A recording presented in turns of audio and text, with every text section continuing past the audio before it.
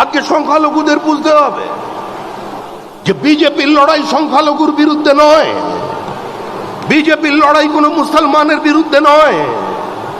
হ্যাঁ, আমরা লড়াই করছি আপনাদের বিরুদ্ধে, কারণ আপনাদের বাড়ির ছেলেরা যারা হাতে পাথর নিয়ে ঘুরছে, আমরা ওই পাথরটাকে কেড়ে নিয়ে ওখানে বই ধরিয়ে দিতে চাই।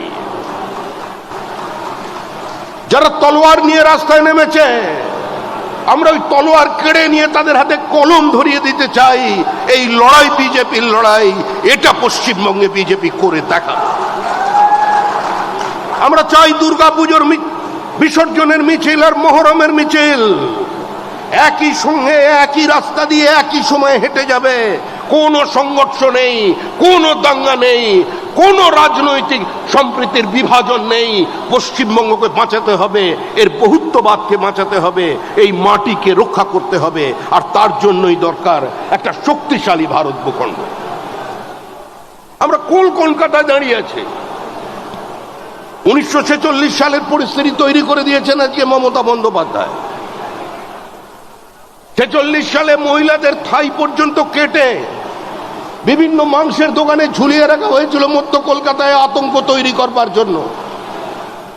এই কলকাতার মাটিতে দাঁড়িয়ে স্লোগান উঠেছিল, পহলে পাকিস্তান দেনা পড়েগা তব ভি ভারত স্বাধীন হোগা। এই কলকাতায় মানুষ শুনেছে, কান মে বিড়ি মুহ মে পান লড়কে লেঙ্গে পাকিস্তান।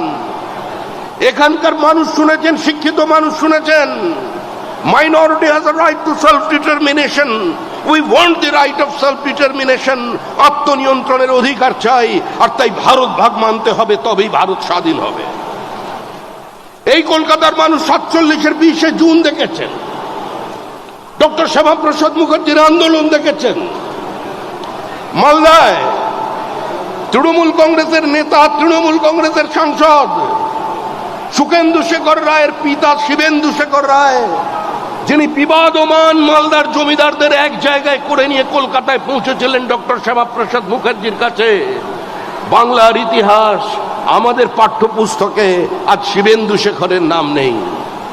লিগ্যাসি এনজয় করছেন অন্য লোক, কিন্তু যার কারণে আজকে মালদায় আমরা বসবাস করছি, ওটাকে ভারতবর্ষ বলতে পারছি, তার মধ্যে সবচেয়ে বড় অবদান যদি কারোর থাকে, সে শিবেন্দু শেখর রায়ের অবদান, শ্যামাপ্রসাদ মুখার্জির লড়াইয়ের ফসল।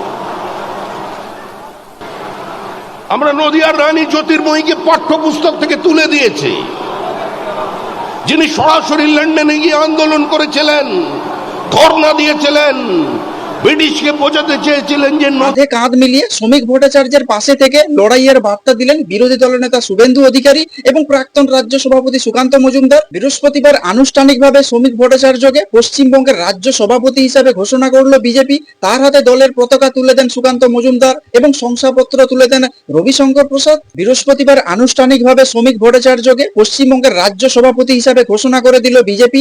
তার সংবর্ধনার আয়োজন করা হয়েছিল সায়েন্স সিটিতে। সেখানে রাজ্য বিজেপির শীর্ষ স্তরের যে নেতারা প্রায় সকলেই উপস্থিত ছিলেন। শ্রমিক ভট্টাচার্যের প্রসঙ্গে বিরোধী দলনেতা শুভেন্দু অধিকারী এবং বিদায়ী রাজ্য সভাপতি সুকান্ত মজুমদার এক সুরে কাঁধে কাঁধ মিলিয়ে কাজ করার বার্তা দিয়েছেন। সুকান্ত মজুমদার তার ভাষণে বেশ কয়েকবার রাজ্যের প্রাক্তন রাজ্য সভাপতি দিলীপ ঘোষের নাম উচ্চারণ করতে দেখা যায়, কিন্তু শুভেন্দু অধিকারীর ভাষণে একবারও রাজ্যের প্রাক্তন রাজ্য সভাপতি দিলীপ ঘোষের নাম উচ্চারণ করতে দেখা যায়নি। অসীম ঘোষ থেকে শুরু করে রাহুল সিংহ বৃহস্পতিবার শ্রমিক ভট্টাচার্যের সংবর্ধনা অনুষ্ঠানে বিজেপির প্রাক্তন রাজ্য সভাপতিরা সকলেই উপস্থিত ছিলেন। শুধুমাত্র দিলীপ ঘোষ ছাড়া তাকে ডাকা হয়নি। গত কয়েকদিন ধরে তার সঙ্গে রাজ্য বিজেপির যে দূরত্বের সমীকরণ তৈরি হয়েছে এবং তা প্রকাশ্যে এসছে, বৃহস্পতিবার তা আরো প্রকট হলো। দিলীপ ঘোষকে এই অনুষ্ঠানে না ডাকা নিয়ে বিজেপির অন্দরের একটা অংশের মধ্যে অস্বস্তি রয়েছে। সেই অস্বস্তি আরো খানিকটা বাড়লো বলে মনে করা হচ্ছে। রাজ্য সভাপতি হিসাবে শ্রমিক ভট্টাচার্যের নাম আনুষ্ঠানিকভাবে ঘোষণা করার পর তার হাতে শংসাপত্র তুলে দেন রবিশঙ্কর প্রসাদ। এই প্রসঙ্গে প্রায় দুবার দিলীপ ঘোষের নাম আসে সুকান্ত মজুমদারের ভাষণে। তিনি বলেন, তো 4 বছর আগে এই রকমই একটি অনুষ্ঠানে দিলীপ ঘোষ সুকান্ত মজুমদারকে অভ্যর্থনা জানিয়েছিলেন। মঞ্চে দাঁড়িয়ে তিনি জানান, নতুন সভাপতিকে সব রকম ভাবে তিনি সাহায্য করবেন, দলকে এগিয়ে নিয়ে যেতে শ্রমিক ভট্টাচার্যের সঙ্গে কাঁধে কাঁধ মিলিয়ে কাজ করবেন। বিজেপির ভেতরে এবং বাইরে সুকান্ত এবং শুভেন্দু অধিকারীর সম্পর্কে নানা কথা শোনা যায়, কিন্তু সভাপতি হিসাবে সুকান্ত মজুমদারের বিদায় মঞ্চে শুভেন্দু অধিকারীর শ্রদ্ধার সঙ্গে সুকান্ত মজুমদারের নাম করতে দেখা যায় এবং তার প্রশংসা করেন। সভাপতি হিসাবে দায়িত্ব নিয়ে সাম্প্রদায়িক সম্প্রীতির বার্তা দিয়েছেন শ্রমিক ভট্টাচার্য। তবে হিন্দু ভোট ব্যাংকে লক্ষ্য করে এই মঞ্চ থেকে শুভেন্দু অধিকারী যে বার্তা দিয়েছিলেন, শ্রমিক ভট্টাচার্যের গলায় উল্টো সুর শোনা যাচ্ছে। বিজেপির লড়াই রাজ্যের সংখ্যালঘুদের বিরুদ্ধে নয়, সংখ্যালঘুদের ঘরে যে ছেলেরা পাথর নিয়ে ঘুরছে, আমরা চাই সকলের হাতে পাথর কেড়ে পেন তুলে দিতে, এমনটাই বলেছেন শ্রমিক ভট্টাচার্য, যেটা আপনারা ভিডিওতে প্রথমেই শুনলেন। রাজ্য বিজেপির সভাপতি শ্রমিক ভট্টাচার্য আরো সম্প্রীতির বার্তা দিতে চাইলেন। দুর্গাপুজোর মিছিল এবং মহরমের মিছিল একই সময়ে পাশাপাশি হেঁটে যাবে, কোনো সংঘর্ষ ছাড়া। বাংলাকে রক্ষা করতে হবে, এমনটাই উল্লেখ করেছেন। বিজেপির নবীন এবং প্রবীণ দ্বন্দ্ব প্রসঙ্গে তিনি বলেন, দলের পুরনোরা মনে রাখবেন, নতুনেরা না এলে পার্টি বাড়বে না। পার্টি সকলেরই প্রয়োজন আছে। আমরা কুমোরটুলি থেকে অর্ডার দিয়ে লোক নিয়ে আসতে পারবো না। নতুনেরা মনে রাখবেন, হার নিশ্চিত জেনেও পুরনো যারা কর্মী ছিল, সেই পুরনো কর্মীরা দলের পতাকা ধরে রেখেছিলেন, প্রদীপ জ্বালিয়ে রেখেছিলেন। তাই নতুন পুরনো বলে কিছুই নেই। মানুষের দরবারের থেকে বড় কিছুই নেই। 2026 বিধানসভার আগে রাজ্যের নতুন ক্যাপ্টেন বঙ্গ বিজেপির এবং রাজ্য সভাপতি শ্রমিক ভট্টাচার্য তার প্রথম ভাষণে আজকে সম্প্রীতির বার্তা দিয়েছে। অর্থাৎ এতদিন শুভেন্দু অধিকারী যে হিন্দু হিন্দু বলে রাজনীতি করে আসছিল, তার উল্টো পথে এইবার হাঁটলো এক প্রকার বলতে গেলে শ্রমিক ভট্টাচার্য, যেখানে সম্প্রীতির বার্তা দিলেন। বিজেপির লড়াই রাজ্যের সংখ্যালঘুদের বিরুদ্ধে নয়। আপনারা কি বলবেন এইসব নিয়ে? যদি কোনো কিছু বলতে চান তাহলে অবশ্যই কমেন্টস বক্সে কমেন্টস করতে পারেন। আর নজর রাখুন নাচিন্দা টিভিতে।